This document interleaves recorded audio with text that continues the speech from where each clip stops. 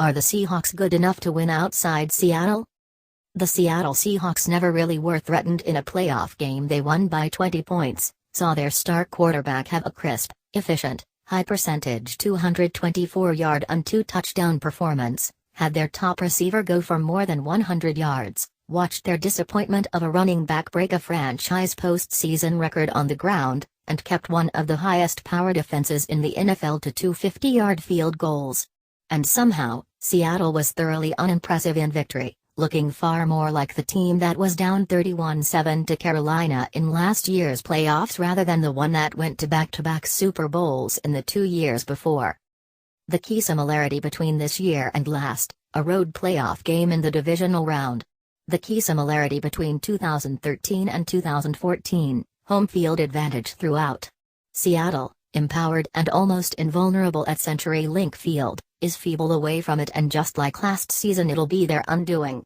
The Seahawks need to be a great football team at home to compensate for when they go on the road, and they're merely a good football team when surrounded by the 12th man in their raucous, ref-friendly confines.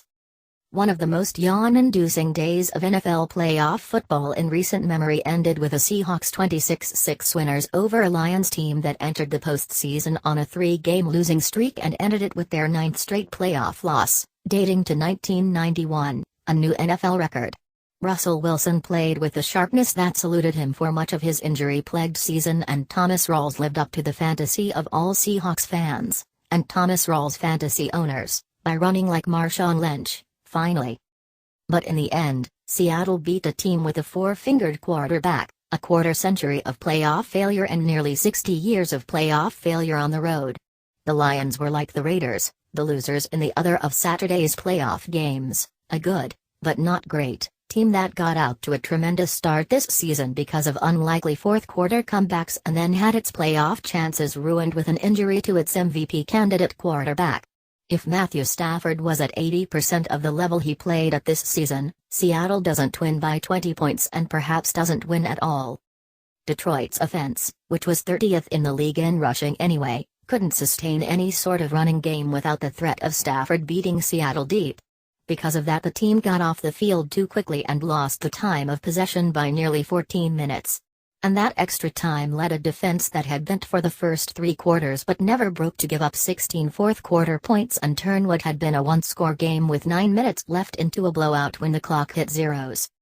Seattle is 8-1 at home this season and 3-4-1 on the road, with losses at venues both understandable, Lambeau and the Superdome, and not, LA Coliseum, Raymond James.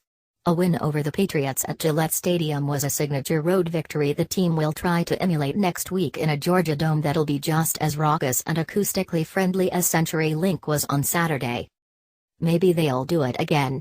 But a win on Saturday took Rawls going for 161 yards and a touchdown, Paul Richardson doing a blind Odell Beckham impersonation, the refs treating visitors to Washington with the deference shown them ever since the Hail Mary, Matthew Stafford rocking the middle-fingered glove that caused his passes to float, dip or miss like he was Joey Harrington, and, of course, that intangible home field advantage, the one that's given Seattle one of the longest home winning streaks in playoff history, 10 straight dating to 2006. And even with all that, Seattle wasn't free of the Lions until midway through the fourth quarter. It's easy to win when you've got 12 on your side. The problem for the Seahawks is they're only playing 11 in Atlanta.